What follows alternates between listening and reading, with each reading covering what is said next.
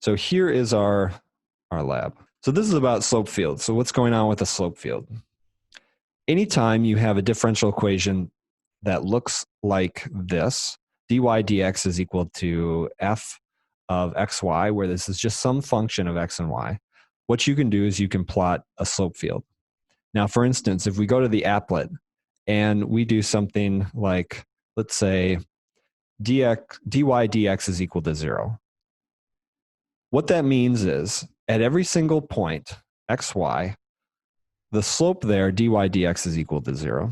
So if you go to the point, let's say right here, let's say 1, 1, where x is 1 and y is 1, well, when you plug in x is 1 and y is 1 into this equation, well, since it has no x and y inputs, you just get 0. So your slope is equal to 0. Now let's say we take x plus y. Now, just to kind of make it a little interactive, but I'm not claiming this is going to be very difficult. If we now change it to dy dx, and I look at this point, 1, 1, would you just put in chat? And you can chat with me privately if you like. So if you're worried you won't get it right, and you can just say it to me if you feel you'll be embarrassed or something. What do you think the slope will be once I update the slope field? What do you think the slope will be at the point 1, 1? Just type in chat what you think, just to get a sense of where you're at and so on. So again, you can do privately to me, you can do public. It's totally up to you. If you're worried you might be wrong and don't want to be embarrassed, you can do it privately. Either way is fine, as long as I see it. I'm just trying to get a sense of how people are following along or not. Okay, I got a variety of answers, so I appreciate that. Someone also mentioned I might have public chat disabled, and okay, that's probable, but if so, that's fine. I don't know that we'll need it. So it ends up being 2. The reason being is that you have x plus y. When you're at the point 1, 1, x is 1 and y is 1. So very simply, you take x is 1, which is 1, plus y is 1, which is 1. 1 plus 1 is equal to 2. So now if we go and we update this slope field, this now has a slope of 2 here. You'll notice it's more than the 45 degrees we would expect if it had a slope of 1. And vice versa, if we, let's say, changed, well, let's leave it for now, but let's say we moved it over to here, the slope is going to be 1, and that's going to be because at this point we have x is 0 and y is 1. So we have a slope of 1. Down here we have a slope of 0 when x is 0. Whoops. Well, I think you guys see it. It's going to be hard to get exact, but once you are at 0, 0, then your slope is going to be 0. And that's because x is 0 and y is 0. So it's just a formula to tell you what the slope is at any given point. Now, what you can do is you can also draw solution curves through this slope field. We'll spend a lot of differential equations going ahead and trying to find solutions to diffie-q's. So for instance, if you had dy dx is equal to, let's say, y. dy dx is equal to y. Now, just out of curiosity, I'm not quite sure what you've worked on so far or what you've got from the, I guess it would have been the lecture video that Dr. Bennett put up. Not sure what you got out of that so far, but just out of curiosity, and again, this will be a private chat thing, what you think. Can you think of a function, y is equal to something, such that when you take the derivative, you get itself back. So you want y is equal to something, such that when you take the derivative, you get the same function back. It's one you're very familiar with, and maybe as I say that, it'll be clear. And I'm just kind of curious what you think. And again, as you're sending your answer to me, only I'm going to see it, and I'm not judging you either way if you know or don't. Wherever you are, that's where you are. Okay, so thank you for those of you who put something in chat. Much appreciated. It does end up being e to the x. Anything else, if you take the derivative besides, let's say, 0, you'll get something else. So if you, let's say, some answers that, I'm not going to name names, but some answers people suggested, like, let's say y squared over 2. If you take the derivative of y squared over 2, then you're going to get something different than y squared over 2 after taking the derivative. But e to the x, you take its derivative, you'll get y back. Now, the reason I bring this up is because a lot of this course is finding that solution. Like, we have the differential equation, which is dy dx is equal to y. Like, that's our differential equation. So that's our differential equation. And then from there, what we want to do is find the solution, which in this case would be e to the x. So that is our solution. Now, how that matches up with slope fields is, if you think about y equals e to the x, in fact, there's even a more general family than that. So y equals e to the x is one specific solution, but there's also y equals c e to the x, where c is some real number. That is what we would call the general solution. Now, if you take, let's say, a specific c value, like 1, like a lot of you put, y is equal to e to the x, and if you graph that, what you would get is a solution curve. So let's draw some curves like this. And actually, what I'd really like to do is try this one. Let's update and do something pretty small, like 0.1. Let's try that. That's better, 0.5 or 0.05. And almost got it. Let's do 2.5. Okay, this line that I've drawn, this red one, it's not exactly, but it's pretty close to the function y equals e to the x. So you see the graph of y equals e to the x is in the slope field.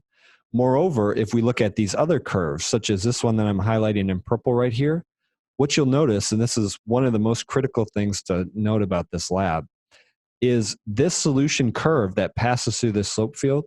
Notice that it passes by this arrow and it's in line with the arrow. That means that these curves line up with the arrows, and each of these arrows is tangent to the curves. So what you won't have, and I can annotate. Here we go. Oh, that's the money. Yeah. Can you guys see that red line I just drew? Oh, sweet. Okay, good. What would not be a solution curve through here would be something like this. The reason being is you don't have the slopes tangent to the curve. And tangent would be something like, let me draw some green lines. Tangent would be kind of like, like this, where it sort of like rests. I don't really know of a clean way to say it, but it sort of like balances on here. You don't have it perpendicular to the curve, as it were. So this red line that I've drawn would not be a solution curve. Other curves might be something that go kind of like this, and I'm going to try to follow it along, go kind of, kind of something like there, where I'm trying to draw it where these slopes are tangent to the curve. And you can draw a whole bunch at once just by draw 33 integral curves. And integral curves, solution curves, these mean the exact same thing. Note here, we also have the curve y is equal to 0, and that's just goes right along here. Okay, so what's going on? Zoom is in my way. Otherwise, I'm trying to access this tab. Okay, there we go. So everything up to here is just kind of explanation of what I just said to you. What we want to do to start with, and this is where, if you haven't been futzing with it already, you'll want to get your applet up and maybe try to do like a half and half on your computer if you can arrange it, or just kind of taking notes or what have you. But what we want to do is look at the specific slope field. Y prime is equal to cosine x plus sine y. So we go cosine x plus sine y. We'll update the slope field. Okay, it looks like this. Now, what we want to do, it says, zoom. What it says is that we want to pick a value such that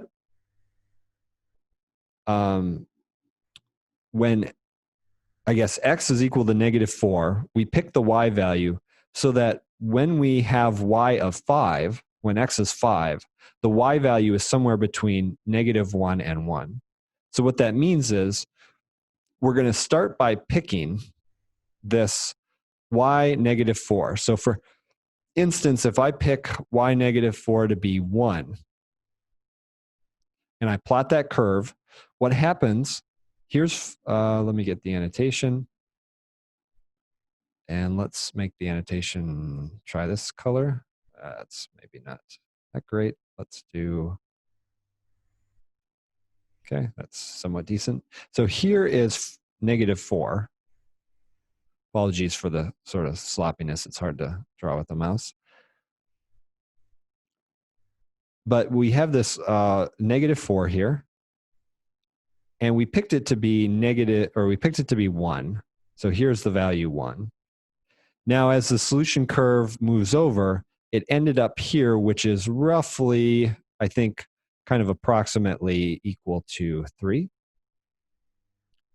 What we want it to do is to end up in this range here between, let's see, this is in increments of a half. We want it to be between 1 and -1. So we want to pick a different value. If we pick, let's say, I don't know, -2, and we plot that integral curve, notice again, it doesn't end up over here. It doesn't end up in that sort of window. So we want to pick a different value such that we end up over here, kind of in this envelope. Just has to be the final point there, should be somewhere in here. So I will actually, let me take a survey. Would you say to me in chat if you are able to kind of follow along and like work with the applet while you're doing this? Does your setup sort of allow that? Or are you able to make that work? Or is this really just going to be time where you're sort of listening, taking notes? Because if people can only listen, take notes, then I'll sort of structure it differently than if you can actually follow along. Okay, I'm seeing, all right, I'm seeing a good chunk saying just notes for now. So yeah, see if you can, don't worry a ton about it at this moment, but see if you can work it out that you're able to sort of like have one screen where you have the applet up in your own browser, and then you have the Zoom screen so that you can see what I'm doing and we can sort of work through it like alongside each other. That would be great. But I'll for now kind of work through it as if notes are the only option, because many people indicated that they could only really do notes, at least for the moment. But we'll see how that goes in the future, but we'll stick with just a note style for now. All right, so the goal is to end up over here. What you're doing is you're just experimenting with different y values, that is different starting spots over here, so that when it travels through the slope field, what you end up happening is you end up having the solution curve end up in that window. So the goal would be to be something like, oh, start here and it sort of travels through and ends in this spot. I don't know if this would actually, that doesn't look like it actually works, but just to give you the idea. All right, I'm going to clear this for the sake of talking about the next thing. So the next thing we have is, now it says do the same thing for number 2. Again, pick a value of y when x is equal to -4, so that you end up on the right-hand side when x is equal to 5, so that you end up in this interval. It's the exact same idea, except now you have a different slope field and you've got a different target range in the end, but same notion. Now after that, let's look at this slope field. Y prime is equal to negative quantity x plus 2 over y. So I'm going to put that in here. Negative x plus y divided by 2, and I just want to double check x plus 2 divided by y. Okay, update the slope field. There we go. This is what the slope field looks like for this function here, negative x plus 2 over y.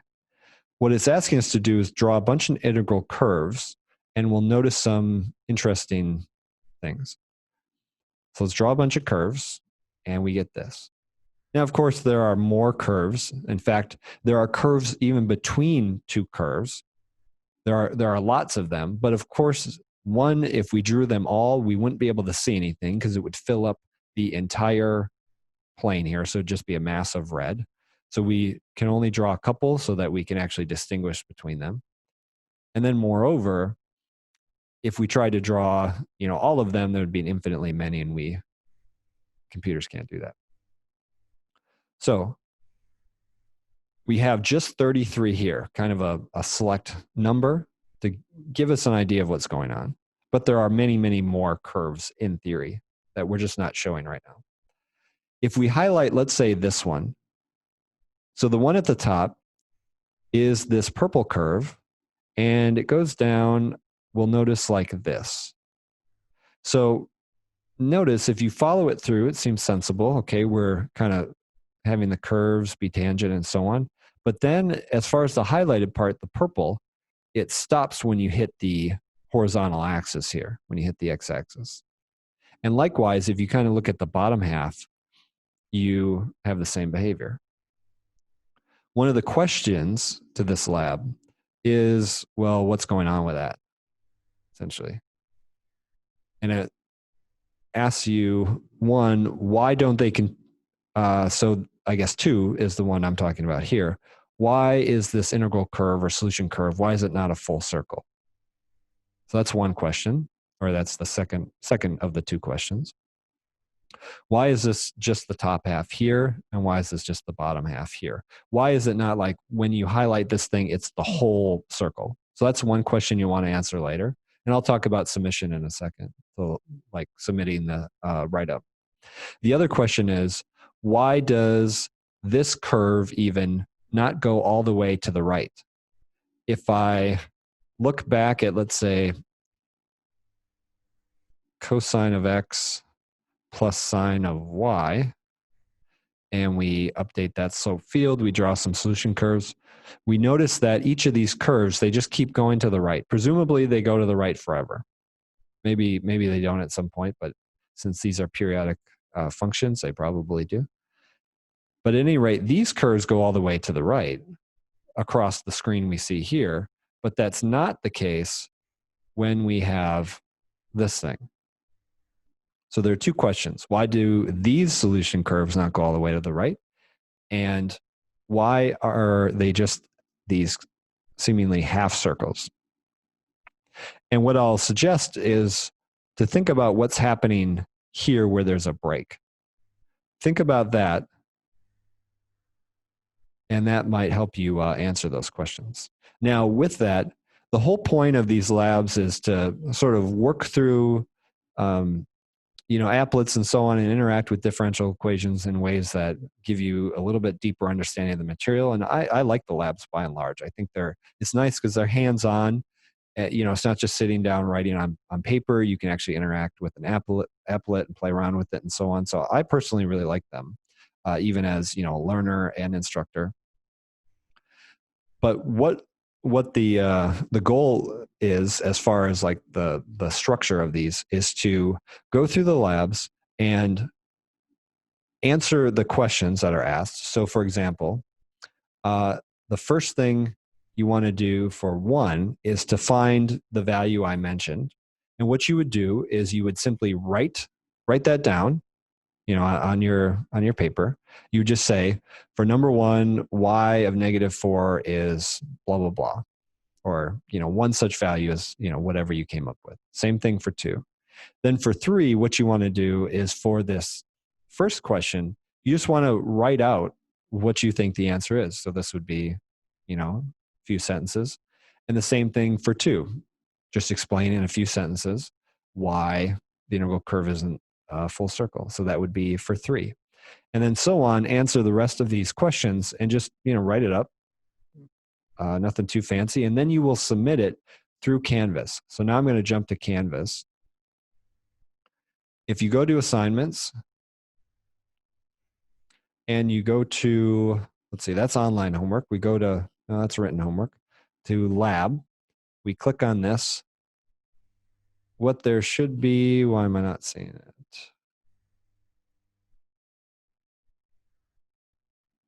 There should be a submission option where you can submit. I'm not seeing that here, but check and see if you have that. There should be, I don't remember where it is if it's down here, but there should be something like submit this assignment or what have you. Yeah, okay. So yeah, you'll I don't know where the button is. Okay, yeah. So since your students, thank you guys for chiming in. Some students are telling me that they have a submit button, so it'll be somewhere here. And you'll just take a picture or pictures of your work, upload those, and then graders will grade them from there. But it'll be on this page, and as other students told me, there should be some submit option. All right. So that's that structure. Now returning to the different questions. We've talked about 1, 2, and 3 so far. So we've talked about these. Now let's go ahead and look at 4. So 4 says, and I'm just reading it quick. I remember the problems, but not the order. Okay, so number 4 is asking you to explain why it's reasonable that you can't have 2 solutions essentially cross. So if I go back to the applet here and I pick something, actually, does it give us one or should I just pick something? Okay, I'll just pick something. Maybe I kind of like that cosine x plus sine y. Looked nice. All right. Now, if we plot the specific integral curve where we start at y of -4 is equal to -2. So we're down, here's 2.5, here's roughly 2. So we're at -4, -2 roughly. We plot that integral curve, we get this. You could alternatively have said that y of 0 is something like roughly -2.1, let's say, or 2.2. If we plot other integral curves, what we'll notice is that none of them cross this integral curve. So if we go and we, let's say, plot one through from -1, it goes like this. Now, it'll look like it gets close. I don't know, can we zoom in? Yeah, we can. Okay, so we can zoom in. And if we do, oh, this is actually really nice. If we zoom in, we'll notice that even though it looked like it was the same kind of curve before, it is different. And we can keep zooming in as much as we want, and we'll notice that they are different curves, that they don't exactly overlap. But of course, when we zoom out, it's, it looks like they sort of do. Oh, no. Let's see if I can get this how it was. No. All right, we're just dealing with it. Okay. And we could plot a whole bunch of these. And again, we could zoom in and see that even though they look close or they may even seem to overlap from our perspective here zoomed out, once we zoom in, we'll find out that they one, don't overlap at all. And 2, they certainly don't cross each other. And when I say cross each other, what I mean by that is notice there is no curve that does something like this. We don't have like this behavior. So the behavior I'm pointing out is this. Notice this does not happen. The question is, why does that not happen? And I'll actually refer back to a suggestion I made earlier, which is to consider the slope field if at that point where they did cross. So imagine they cross somewhere. Where would there be a problem in how we define the slope field? So what would that mean if they did cross? That's my sort of hint for that one. But that's what that problem is talking about, number 4. Number 5 says, look at several examples of slope fields like this, where we have dy dx is just some function of x. And then correspondingly, also do the same thing for 6, where we have just functions of y. So if you do things like look at just a function of x, like cosine of x, we update this thing and we draw some curves. Then we do some function like, let's say, just x, update the slope fields, draw some curves. If we do, let's say, x to the third, update the slope field, draw some curves. That's a little too extreme. Let's say we do, how about 1/10 e to the x? Try that. We get this. You may or may not notice some properties of slope fields of this form. In particular, we'll notice that there's no y in this formula. All the slope fields we just looked at, they were all just in terms of x. So that means there's no y. So y does not influence the slopes. I won't say too much more, otherwise I'll just sort of explicitly say exactly what you're looking for. But consider that y does not influence the different slopes. And as such, there's a way to characterize slope fields that just depend on, let's say, x. So back here for 5, it says you should observe a pattern, which is the one I'm alluding to, and just to describe that pattern. The same thing is true when you look at functions of just y. So if we look at just y, go to like cosine of y, update the slope field, do the curves. If we do y squared, update the slope field, draw some curves, or even just look at the slopes, do, I don't know, y squared plus y plus 1, and so on. There's no presence of x in this formula. So in theory, as you change x, it shouldn't influence this. And I'm dangerously close to just saying exactly what the answer is, but hopefully that gives you an idea of what you're looking for here for 5 and 6. Then for the last 2, what you have is a slope field. So these are kind of offset, but 7 is supposed to be this thing. It's supposed to be this thing right here. For that thing, you want to try to figure out what the formula should be. So here we have the actual slopes, but we're not sure what the formula is. Whereas before with this applet, we would put in a formula and then we would get the slopes. But now we sort of want to work backwards. So we start by looking at the slopes and saying, how can it be that we get this set of slopes? What function would we need here? And if we think about it, we see that there are some zero slopes here, and then some zero slopes here. When x is -3 and x is 3, there are zero slopes. So that tells us that when we come up with a function, it better be that when we substitute in 3 and -3, we get out 0. All right, that's fine. We'll also notice that these slopes do not change as we move up and down in terms of y. So for example, I look at x is 2, and all these slopes along this vertical line, x is equal to 2, they're all the same. So that means as you change y, you do not change the slopes. So that sort of suggests that our formula should not involve y. If it did involve y, then as you changed y, the slopes would change. So we can think we want a formula that only is in terms of x, and it's such that when x is -3 or x is 3, what you get out is 0.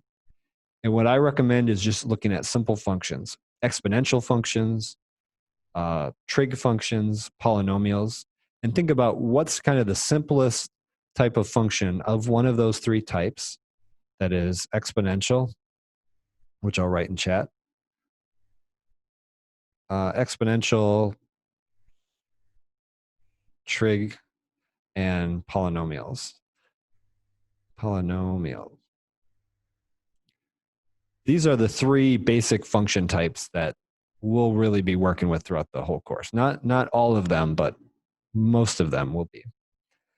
It's going to be one of these three types, and we know it depends on x only.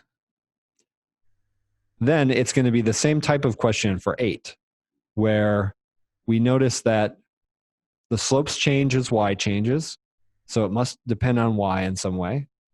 And the slopes change as x changes, so it must depend on x in some way. And we have 0 slopes when y is 0, and then when x is 0. And again, think about a simple type of function, the simplest you can imagine, that might have this behavior.